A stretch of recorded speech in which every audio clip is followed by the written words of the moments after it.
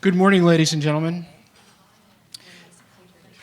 Before turning over the reins to Scott Jangro so that he can introduce his panel, a couple of matters for everyone's attention.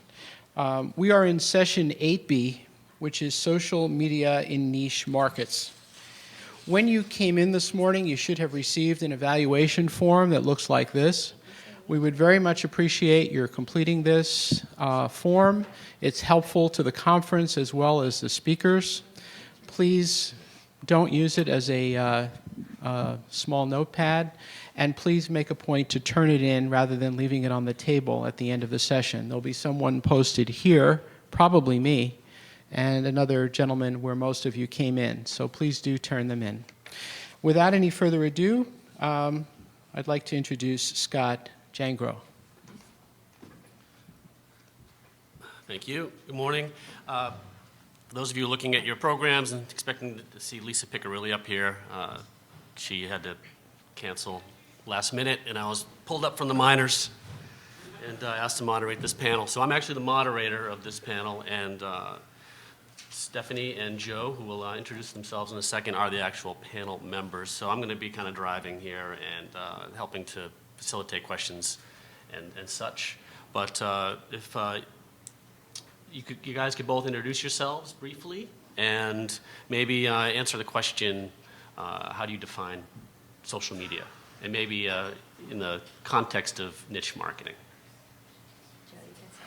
I'm Joe. I've been an affiliate since I've been in the industry since about 1998.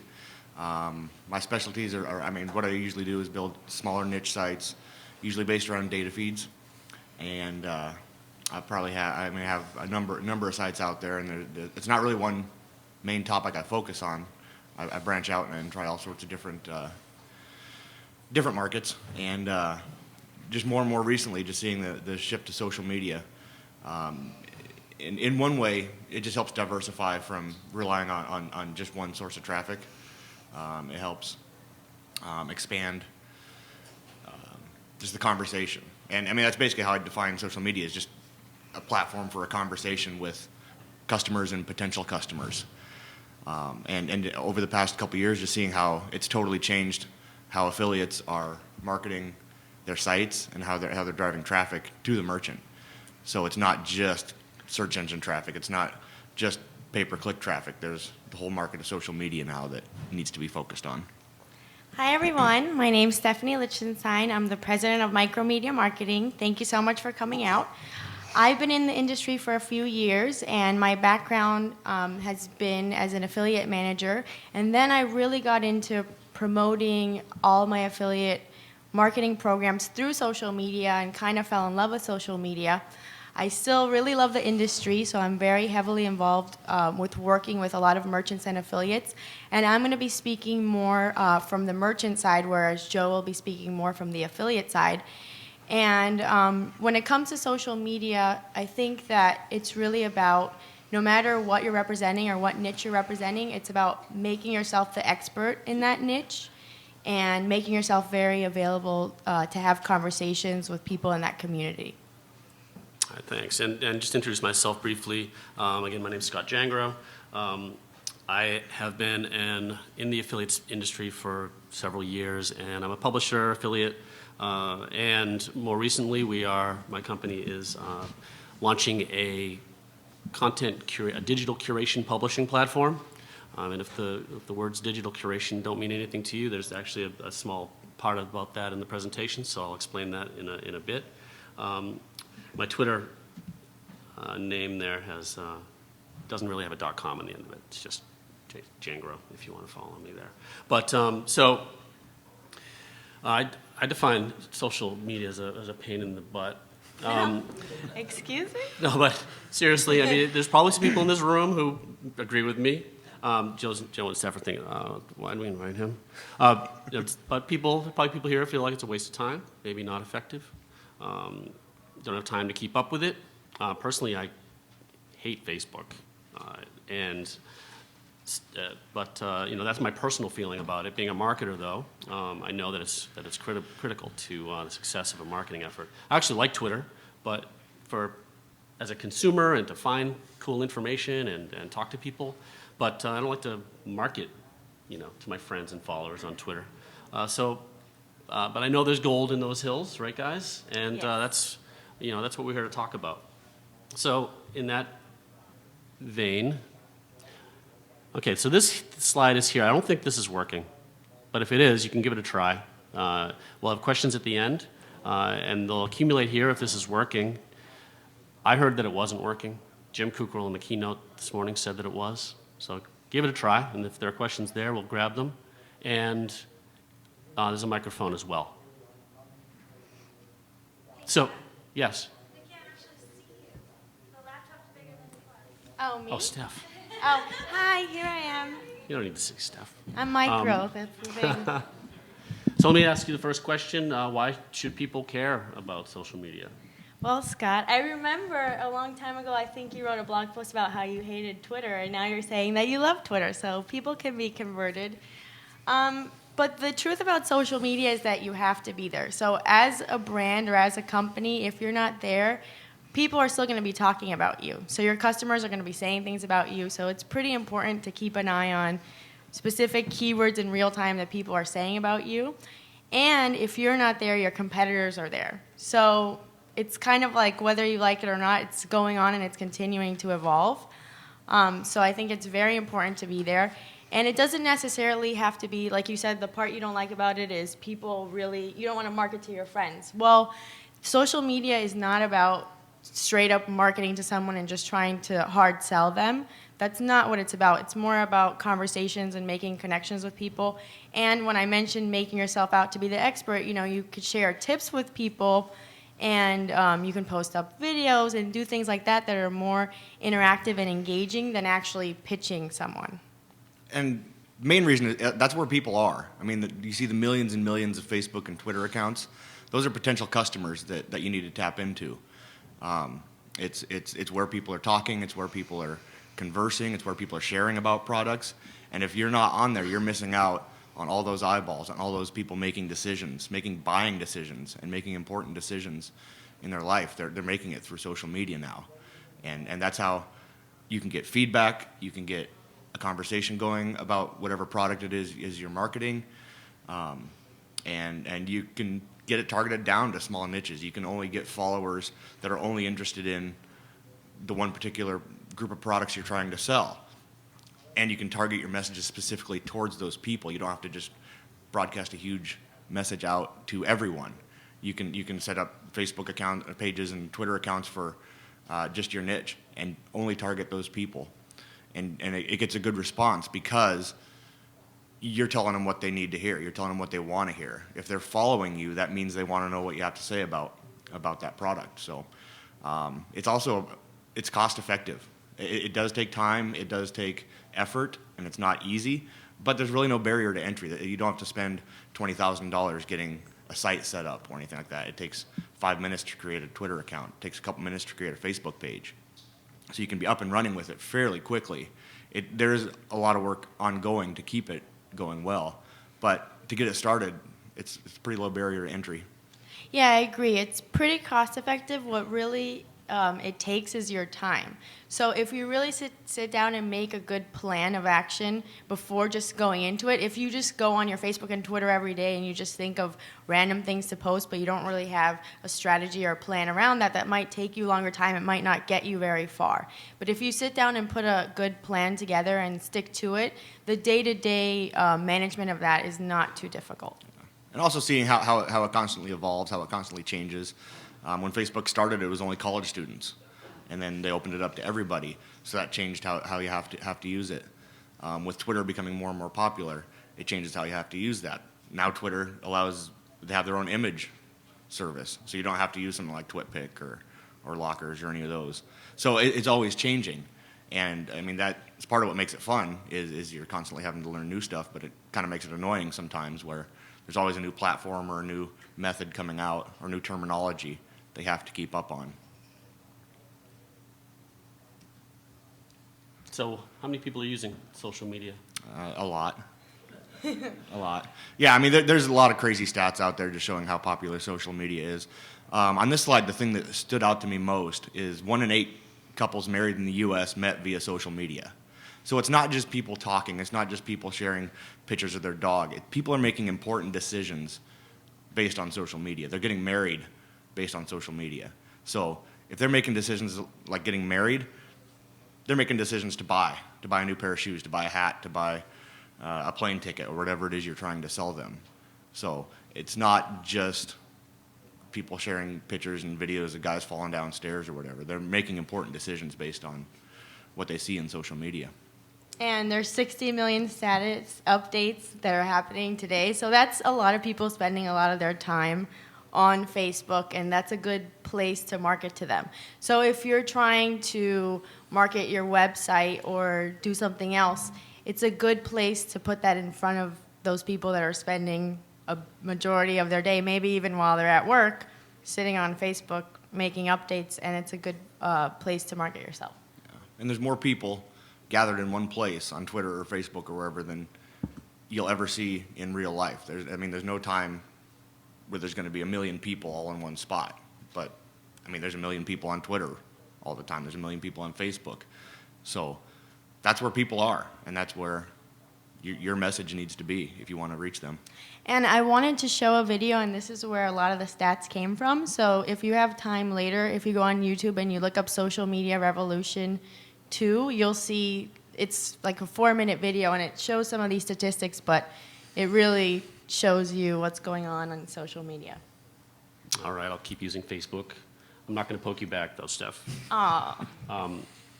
So now that I'm going to keep using it, what are some best practices, and what types of things should people who are maybe new to social media keep in mind? Sure. Well, some of the best practices are to be consistent. So you don't want to just go in and post once a week, or you don't want to go in one day and post 6 times, because Facebook, for example, is a very social network, but it's more about your friends and your family. So you don't want to bombard people with things related to, say, your business. But you do want to probably post at least Monday through Friday, and I would recommend posting only once a day on Facebook. Whereas Twitter is kind of a different platform where it's okay to post very frequently and have ongoing conversations with people. So every platform in social media is a little bit different. You kind of have to think about who you're talking to and how the audiences are different before writing to them or writing the same thing to everybody that you're talking to. Yeah. The biggest best practice is just don't be a tool. You're having real conversations with real people, and you don't just want to butt in and in a conversation like you'll have here and just start selling. You want to build a conversation, build rapport with these people, answer their questions, reply if they have a question, get in a conversation with them on Twitter, back and forth, on comments on Facebook. Just keep that conversation going and pay attention to what people are saying about you. Be watching your Facebook page, and if people are commenting, get in there and comment back as soon as you can, because they might have moved on to something else. But if you keep them engaged, then you can sell them. Once you build the relationship with them, then you can start the selling process. Yeah, and responding in real time is very important. So if you're trying to have a conversation with someone or even sell something, if someone's asking you a question about your brand or about what you're selling and you respond to them the next day or 2 days later or that night, chances are they were online maybe doing some price comparison shopping or looking at other sites, and they already purchased what they were going to purchase. So responding in real time is key. Yeah. And don't just jump in every conversation you see. Don't constantly post on everybody's wall. Make sure they're relevant conversations. Even just walking around here, you don't stop by every person you see and start talking to them. You pick and choose who you talk to, and you want those to be meaningful. You don't just want to butt into somebody else's conversation.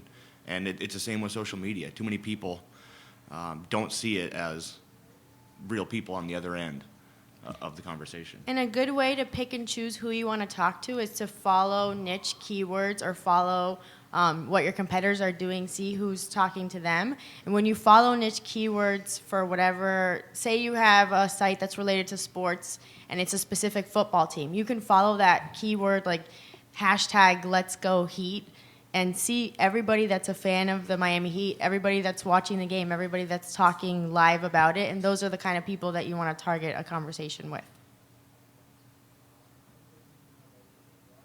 All right. What are the big social networks? Are obviously everyone knows Facebook and Twitter. They're not the only ones, but spending a little time on these, what would you say are the big differences between Facebook and Twitter, and then how you should maybe conduct yourself differently in each of these networks?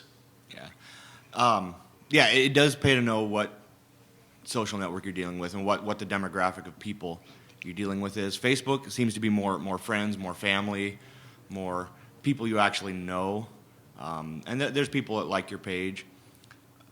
Where Twitter is more, you can have more back and forth conversation, and my experience is Facebook is more people I actually know. Twitter is more people I don't know on a personal level. I might see somebody posting. I'm a huge Seahawk fan, and I have some Seahawk sites. So when I go looking for that, there's people I've never met, but they ask a question, and I jump in the conversation, and we go back and forth on that. Where Facebook, it's almost more, in some ways, more of a one-way conversation. It's more, I'm going to put my message out there, and then people respond. Where on Twitter, it's more, I want to get in the middle of the conversation that's already going on, if that makes sense. Yeah, and we're just using Facebook and Twitter as examples. Obviously, there are a ton of other social media sites, and I would recommend trying to use the ones that work best for you and trying to do a little bit of research. But when it comes to Facebook versus Twitter and even every platform, please do not link your Facebook and your Twitter together. And I'll give you an example as to why you don't want to do that.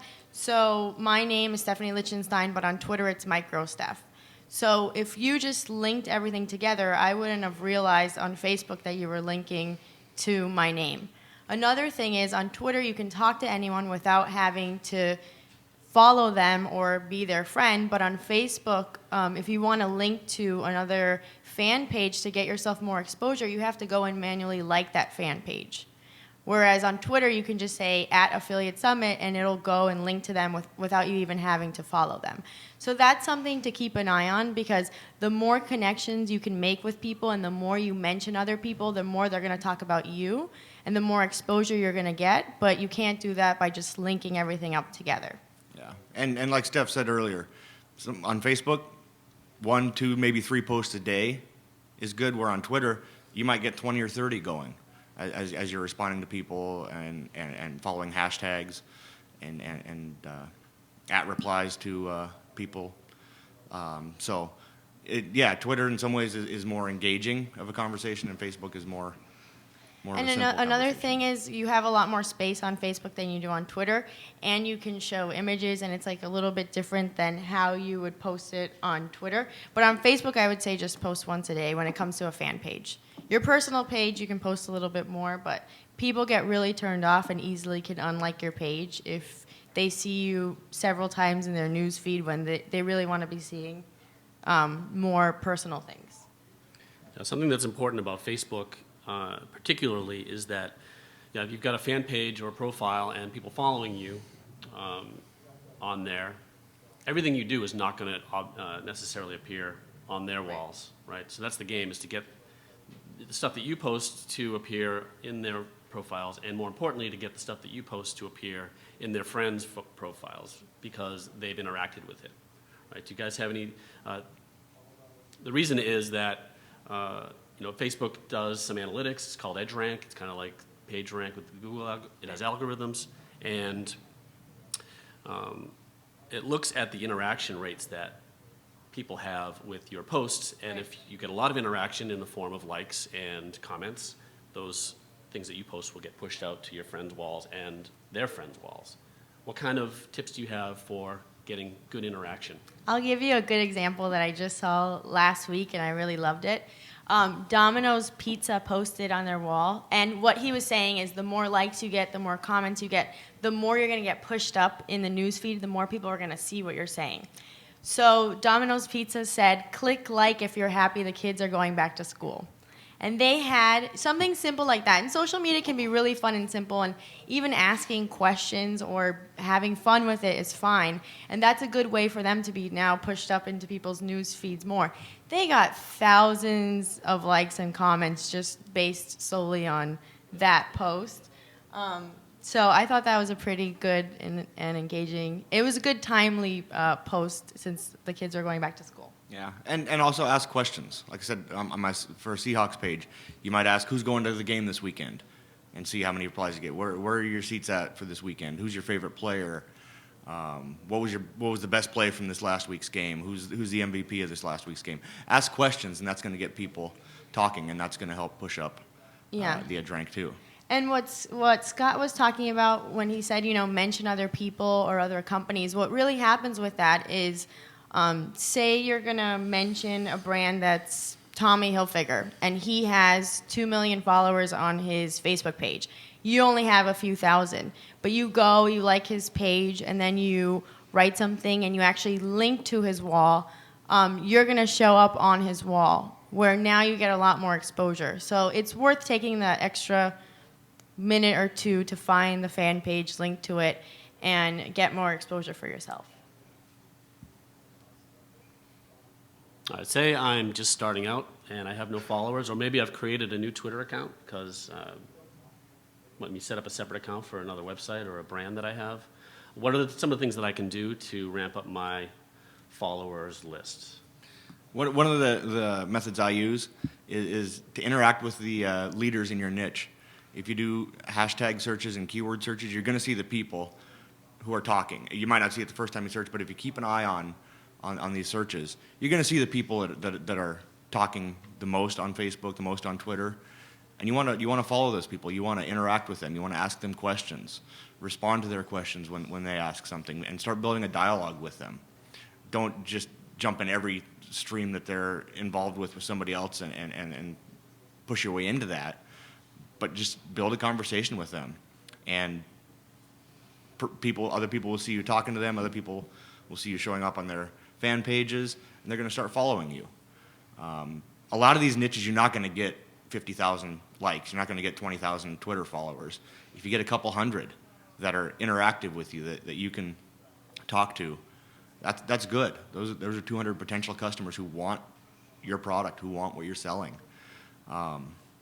And a lot of these niche leaders, they're going to have blogs, they're going to have forums, they're going to have other places to interact with them, and it can turn into guest posting opportunities on their blog, which will build links back to your site. It can turn into moderatorships on forums, where you can push your site that way. So the more you can interact with these people that are the most vocal in your niche, the more it's going to benefit you. The more followers you're going to get, and the more traffic you're going to be able to drive to your website, and the more traffic you're going to be able to drive to the merchant. I'm going to use Affiliate Summit as an example, and affiliate marketing. That's kind of a niche that I tried to get involved with through social media. So the main things that I did was, instead of just talking about myself, which is fun and I like to do sometimes, but I would write blog posts featuring top sessions at Affiliate Summit, or I would write things about people in the industry, mention them, and then tweet about it and say, I wrote this Affiliate Summit guide for the Monday sessions, and these are the sessions I recommend attending, and these are the top picks that I selected, and then I included all the people that I was recommending. So now it's almost like, you're giving someone else props, you're showing them that you respect them, that you look up to them, and that's a great way to make better connections with those people, because then they kind of get to know who you are and look at you a little more than if you just send out a message to them. You actually took the time to write something positive about them on your blog, and that'll give you potential opportunities to connect with them, or to have them write something about you or tweet something about you. Besides following hashtags or keywords, another thing that is a little bit overlooked that I think works well and I've used myself is a couple tools. And one is right on Twitter, Twitter lists. Twitter lists, they're not that popular anymore, and they're a little bit overlooked. But to give you an example, Sean Collins, who runs Affiliate Summit, he always puts a list together of all the Affiliate Summit speakers on a Twitter list. And if you wanted to connect with people that were in affiliate marketing, that were industry leaders, they're all there on a list for you that you can follow pretty easily. You can do the same thing if you find someone in an industry that's important to you, and that's the kind of person that you want to follow, ideally. If you look at them and you look at what lists they're on, they're probably on lists with people that are like them, that are in your niche that you want to be following as well. So that's something to look at. Another thing that I use is wefollow.com, and it has hashtags for specific people. So if you wanted to follow some celebrities, or if you wanted to follow news, or if you wanted to follow interior designers, travel bloggers, any kind of keywords that you wanted to look for, if you go to wefollow.com and you type in the hashtags, you'll find the top people that are in those niches that are on Twitter that you can follow. Yeah, and just another example from one of my Seahawks sites. Walter Jones is a player. He used to play with the Seahawks. And every few weeks, he takes an hour and answers questions from people on Twitter. And I ask him a question. He responds. People that are following him, he has a lot more followers than I do. They're going to see my name there in his @ response. Every time I do that, followers bump up. And those are all Seahawk fans. So when they want to buy a jersey, when they want to buy a hat or whatever, I'm right there. They're already following me. They see what I have for sale. So look for those leaders in your niche, or celebrities in your niche. Follow them, and if they're asking questions, respond to them, because sometimes you get a response back, and when you do, you see a bump in followers. And you can also do a themed Follow Friday, where instead of just doing a random Follow Friday, it's very specific to your industry. So if you look up to people that you can connect with and you do kind of a theme Follow Friday, everyone starts to follow you back and retweet you and mention you. All right. So one of the things that was in that last slide that you didn't actually touch on, which was essentially don't be creepy. Yeah. Right? Don't annoy people or be the creepy follower who doesn't Yes. leave someone alone. But what are some of the things that you might do to completely screw up your social media efforts and thus should avoid? Oversharing is one thing that's not, telling everyone what you're doing every minute of the day, including what you're eating, and, very specific details that people really actually don't care about. That's going to turn people off. Yeah. Auto posting is one that could get you in a lot of trouble. With a lot of my sites, I'll build 1,000 pages at a time with a data feed, and if I have something set up to automatically post every new page to Twitter or something, that screws up everybody's stream when they see 1,000 pages there. You might not remember that you had it set up to automatically tweet, and then, oh, dang it, I got all that to fix. So, yeah, you got to be really careful with the auto posting, with auto tweeting, auto Facebook posting. Yeah. The thing is, when I see someone follow me, or they send me a message, when I can tell it's automated, then I'll go and look at their Twitter account, and then you'll see it's just like the same message just being sent to all these people, and then you can tell that someone's just spamming people. Auto DMs are, to me, a big no-no. A lot of people have tried to convince me as to why, or get me to give them the okay as to why they want to use them, and I've never found a good reason for it. It's just going to leave a really bad first impression, and it's going to make you look like you are probably going to spam people, so that's not a good thing to do. Yeah, I would recommend not following everybody who follows you, because a good percentage of those are bots, and they're just fake accounts, and it'll clog up your stream. It'll clog up what you see, and it'll get in the way of you trying to connect with the real people that you want to follow.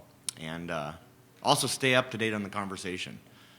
If somebody asks a question and 2 weeks later you're jumping in to answer it, they've already moved on, and the conversation has gone a totally different way, and they're going to have no idea what you're talking about. So the chances of getting a response back from them are very slim. So you want to stay up to date on it. Every day, every few hours, be checking things. You can set up, like TweetDeck, you can set up so it just shows hashtags So whenever somebody uses a hashtag, it'll show up in your stream. So you use tools like that to stay up to date in the conversation. So whenever somebody mentions your niche or whatever the relevant hashtag is for you, you'll see it and you can answer it right away. Okay. One of the things I've been hearing a lot about, even this week here, is that search engines are using social media as increasing importance for signals, for relevance. There was a session yesterday about content marketing, and Chad in there was quoting a SEO Moz study that said social media signals are now 7% of Google's algorithm. Can you guys touch on some of the SEO benefits of social media? Yeah, I mean, even like what Will Reynolds was saying in the keynote yesterday, it in essence builds trust. And if people are having a conversation about you, about your product, if people are talking about your posts, if people are liking you, that shows the search engines that this is a site people like. This is relevant. We want to show this to people. If other people are recommending this, it's something that more people will want to see. So I don't have any specifics of exactly what they look at or exactly how many followers you need or how many comments you need per post. Just overall, I mean, Google would be stupid not to look at these things. They'd be stupid to ignore Facebook and Twitter signals and even Google Plus and YouTube views and how many people on LinkedIn follow you. They'd be dumb to ignore that because that's real people having real conversations in real life. And if people are talking about something, that's what is relevant. That's what people want to see. So they're going to be looking at this more and more. I have no doubt that as we move forward, social media is going to become more and more important in search engine rankings. And like Will was showing yesterday, I mean, there's pictures showing up. If you do a search in Google when you're logged in versus when you're logged off, the results are totally different. Because when you're logged in, it's showing people that have recommended things, people that you follow. And it's going to increase the relevance in the search engine rankings. And most people don't take the time to sign out when they search in Google. They're happy to see other people recommending things and happy to see the relevance that comes from that. Social media and SEO are getting tied together very closely. And one of the reasons is, social media has a lot to do with content. And if you're running social media the right way, where you spend some time to develop some unique blog content and you're refreshing that, keeping it up to date at least, every day throughout the week, you're going to start seeing improvements in your SEO. But when it comes to Google, they're really paying attention to social. Another thing that Will said was that 25% of Google bonuses are being tied directly to social. So people at Google have been trying for a while, Google Plus is the third social network experiment that they've come up with. Now, this is the one that's been the most successful thus far, so they're going to push it as hard as they can, and they're including Google Plus in their search results. And when you are logged in, people are seeing recommendations from friends that you're with on Facebook. Bing is doing that directly with Twitter, with real-time results, which Google was doing for a while, and they're probably going to bring it back because they're not going to have a choice. But Bing is actually doing results where, say you search for a band, like I like Coldplay. I go in there and I'll see that Joe also likes it and Scott also likes it.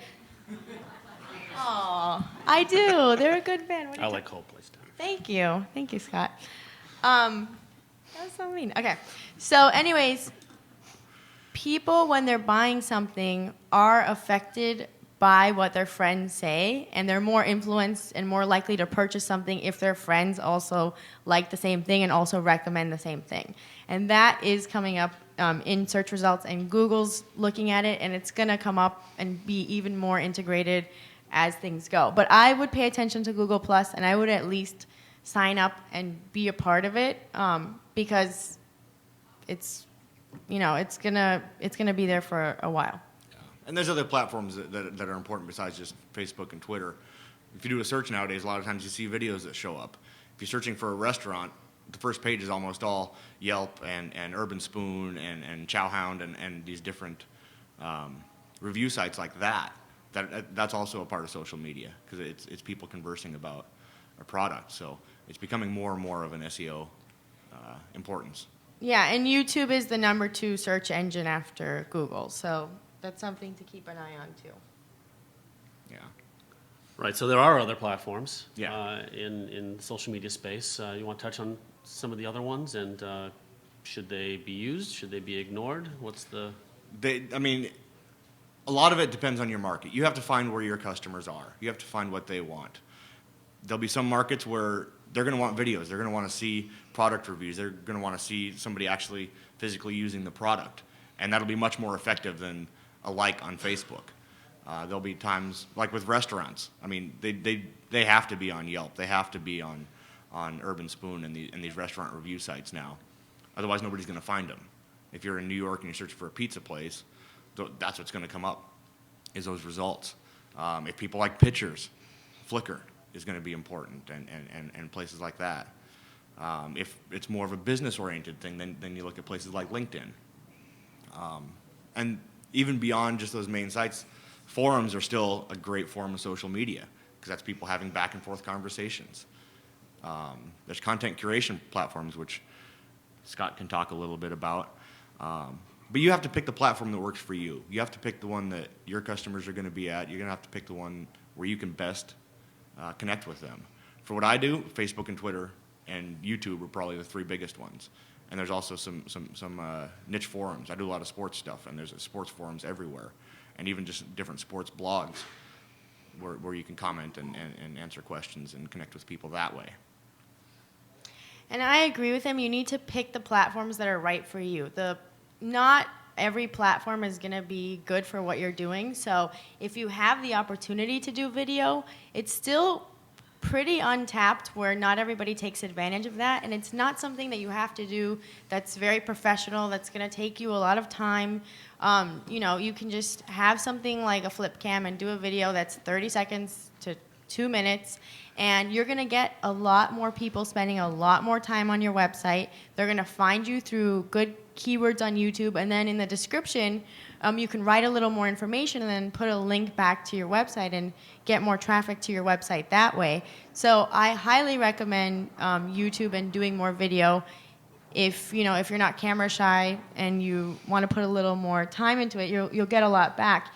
LinkedIn is a very professional network where, as an individual, I would recommend being there yourself. And when it comes to your company, it doesn't hurt to have a company page with specific keywords, because people can find information about your website through there. So it's not like you necessarily have to post on there all the time, but you can at least have a page set up so that people can find you and find information about your company if that's what they're looking for through keywords. I don't have a problem with linking Twitter and LinkedIn, because LinkedIn actually has Twitter set up with it. So it'll work with your personal profile. So say you were sending something out on Twitter and you also sent the same thing to LinkedIn, it would sync the Twitter usernames and the hashtags. So that would work perfectly fine to save you some time. Flickr's awesome if you have images. So if you have products, or even if you did sports and you took images of fans at games or things like that, and you use Flickr, again, with using some keywords, and then in the description, sending people back to your blog, or do a blog post specifically about that and send them to that page. That can get you more traffic. Google Plus, I mentioned before, not something we have a ton of control of. Google's a big player, so I would keep an eye on what they're doing and at least set up a page. They haven't really opened up business pages to everyone. They did for a while, and then they closed the invites out, but that's going to come open to everyone soon, and that's something else that I think is important to set up. Now, you can set up an account and have your brand name everywhere so people can easily find you, but that doesn't mean that you have to be posting on every single platform. You see which ones work for you, and you focus on those, because you can't be everywhere and do a really good job. So it's better just to focus on a few, but at least have a place where people can find you or find your site if they're on that other platform. Yeah, and I would recommend, when you start a new site or start a new social media push, register on as many different sites as you can, even if you're not going to use them. I mean, for one, the profiles there, sometimes it's good backlinks to your site, but it'll help you keep brand consistency. If you start out with Twitter and realize you want to go start using LinkedIn or start using YouTube. You can keep a brand consistency and the same username if you get everything registered. And there's services that do that. They usually cost $100, $200 or whatever, but it'll register you on 200 to 300 different social media platforms. Yeah, Noam does that where I guess it is like $100, and it'll register you everywhere that it's available. And try as much as you can to keep the name the same. Sometimes you can't, but it's just easier for people to find you if you can keep the name the same everywhere. Let me touch a minute on curation. Yeah. Yeah. Has anyone here heard of the term content curation or digital curation before me saying it a half hour ago? Great. So it's a pretty new term. It became a big buzzword this year. But we've got a problem on the internet, which is volume of information. Some of you may have heard the numbers that Eric Schmidt quoted recently. He said that from the beginning of time until 2002, and I'm paraphrasing, there have been 5 exabytes of information generated by the world. Exabytes, I think, is the one bigger than terabytes. And in the next couple of years, we're going to be generating that much content every 2 days. So there's just an exponential growth in information. And that's a problem to us who consume information and want to find the best information about stuff. And there's a ton of us writing great stuff and getting it out there, everyone in this room, right? And there's a bunch of people who are putting a bunch of crap out there, and maybe they're in the next room. And, how do we find all this information? And the advice that we get when we are trying to get a presence online is to engage in social media, build a blog. But blogging is tough, and you're adding to the volume of information out there. But there's a role of some people who aren't necessarily the creators, but to curate and find all that great stuff and pull it together.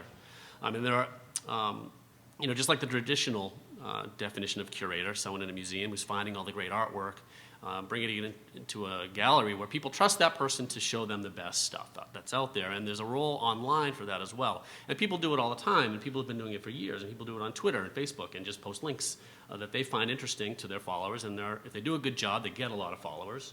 But there are now a lot of tools coming on the market, and one of them is something that I'm developing, and I'm going to try to keep this brief. I could talk for an entire session about this.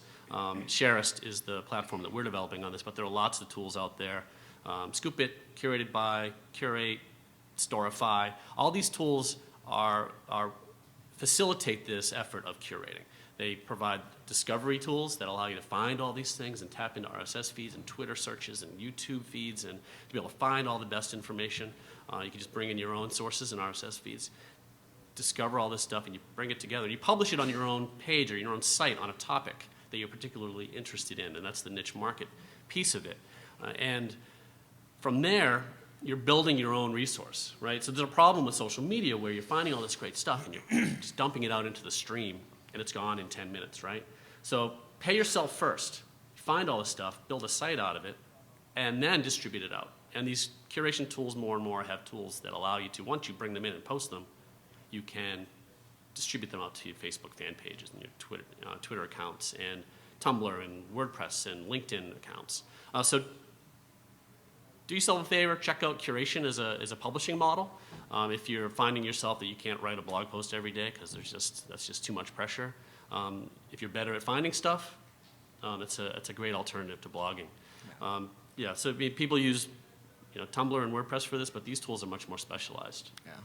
And when he said that, it just made me think of, I don't know if anyone's seen the Bing commercials where it's like information overload and people are just spewing out like all this like nonstop, just random information that they've heard because there's just so much going on. And I have actually used Sharist, and it's a great content curation tool. It's a great way if you are doing something that's really niche, just to pull in all that information from all these places that are out there, because it's true. When something goes out on Twitter, 2 minutes later, there's like a million other tweets. So, it's a really good tool to use. Yeah. And there's other niche platforms out there that you can't ignore either. Or is anybody a knitter or a crocheter out there? No. Okay. There's nobody out there. My wife is a huge knitter. She loves knitting. Can I get a scarf? She loves knitting. She loves yarn. and there's a community, Ravelry.com, and they have over 1 million users. And one time I had, there's a Groupon offer in our city for some yarn, and they have an online store. So I had her post that on her page there, and it got like 20 sales in an hour. I mean, there's 1 million knitters out there in this one place, and if that's your niche, that's a great place to connect with them. Other niches have other similar platforms like that. It's just a matter of finding them and getting them part of the conversation. So it's not just limited to YouTube. It's not just limited to Facebook. There is other places out there to connect with these people. Yeah, and if you think that you're the only one that likes some random niche hobby or activity, there are other people out there. You just need to try to put yourself out there and write about it, or try to create your own community, because there will be other people that are into what you're into, even if you think you're the only one. It could be as specific as, instead of just saying I like wine, you can say I like Riesling, and there will be other people that just love Riesling and want to talk about the same things that you're writing or blogging about. All right, we've got 15 minutes left. I've got a bunch of other tips and questions for you guys, but let's see if there are any questions on this. There were a lot of slides. On this, no. So if anyone has questions, you have to go up to the microphone so that we can be sure to capture you for the video, audio. We have a lot of other slides. I have, for one of my accounts, I auto-followed everyone that followed me.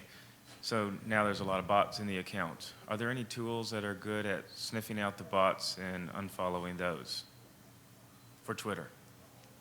No, I've never never looked for one, or never had to find one. There was one mentioned yesterday. I forget what it was. I'll find you one. Was that Mike? Yeah. Okay, Mike, I'll find you one, and I'll tweet about it. But yeah, there's some that are. I know there's like a lot of unfollow tools, but I've never used them. Scott, have you?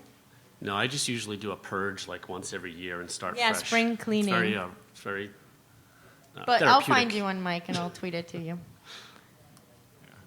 Hi, my name's Jen. I actually have 2 questions. The first one has to do with the curation services. If you're aggregating other people's content and bringing it in, how are you then producing unique content for your own site? Good question.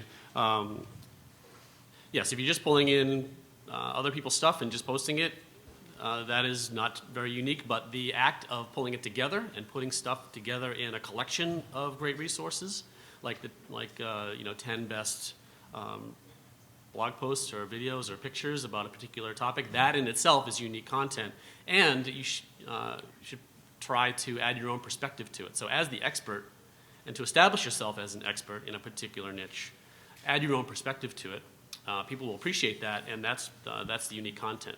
Further, these curation platforms tend to have a social aspect to it themselves, and so people who are following them can also participate there, and they can like stuff, add these social signals right to these sites, as well as add comments and have discussions about it. So what's feeding it is someone else's content, and you're always promoting them, and it always links out to them, and you're doing them a service. There are people who disagree with that, but that's a different discussion. But the value that you're adding is pulling this together and showing it to people who aren't going to be able to see it otherwise.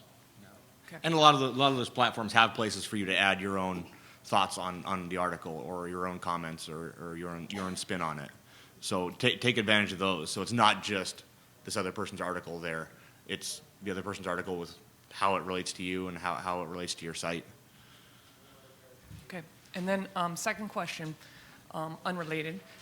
Let's say you're in a specific industry, a niche, and you have a company brand, right? And within that brand, you have multiple sites that target, let's say, specific products, all right? If you're setting up social media accounts, like let's say a Twitter account, should you tweet at a overarching brand level, meaning you talk about the different products, which are interrelated, right? Or should you set up separate social accounts for each of the sites at at more of a product expert level. So obviously, the more detailed you get, the more you have to manage. But then the more niched you can get in terms of really creating conversations around those specific products. But then if you create this larger one, maybe you get more of that community feel. So I'm kind of trying to figure out how detailed down do you want to get. And you do, by the way, have multiple niche sites, but they're interrelated by this brand. Right. That's come up a lot it really depends on what that is, but it's very easy to set up those niche Twitter accounts for those specific niches. It's harder to manage the ones on Facebook because you can use a tool like Hootsuite to run all of these Twitter accounts in one place. And on Facebook, since I like to do everything manually, it's going to take you a little more time. So on Facebook, I would start with opening an umbrella page, and then you can add specific tabs for specific niches that people, if they're interested in that, they can click on that and get things that are more specific to that niche within that tab. But on Twitter, I would set up those specific niche accounts and run with that, see how it goes. And if you find that you have people maybe confused or very interested in certain niches on Facebook, which you can find out through looking at your Facebook insights on the fan page and see what's getting the most views, what's getting the most responses, take it from there and maybe set up a couple of your top niche pages and branch them off on their own. But I would start with the umbrella. I would also create the umbrella on Twitter, but then the specific niche ones on Twitter. It's just easier. If you use Hootsuite, it's easier to manage it through that. Yep. I'd say at least create the umbrella, and so you have that to fall back on if the other ones aren't taking off. Because if you spread out too thin, they're not going to get the followers, and you're not going to be able to keep them populated with information. Yeah. And you want to have the umbrella for the overall brand either way. And there is a balance, because if you set up a Twitter account and you have 5 followers because your niche is so specific, it's never going to get any traction. So it does need to be broad enough where there's enough people talking about it, but you don't want too broad where you're giving information that 90% of the people don't care about. So it's just a matter of trying it out, testing things out, finding, well, okay, I broke this down into 20 niches and there's nobody following them. If I can break it down into 4, then the followers pick up. So. Next question. Hi there. I'm probably in one of the most oversaturated niches out there. The fitness niche. I mean, everybody's an expert. I have a very respectable following on Facebook and Twitter, and my Google Plus circles are growing like crazy, which is great. Google Plus has been great because it's been bringing me a new audience that I know I don't have in Facebook or Twitter. And what I've done is that I have turned myself into a persona in the fitness industry as a way of kind of getting myself out there. For somebody with a respectable following in a niche market that is so incredibly oversaturated as it is, do you have any recommendations of how I can use social media to just really take it to the next step further and really stand out above and beyond?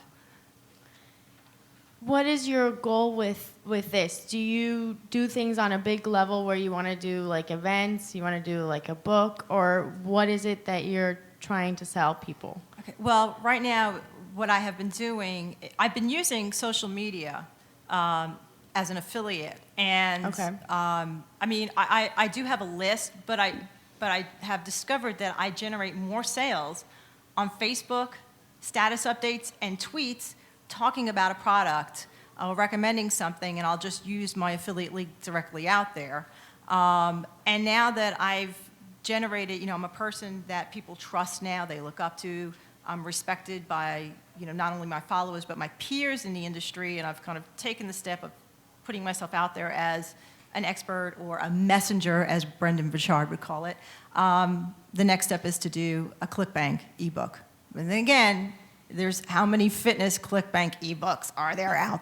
I mean, it's just crazy. Right.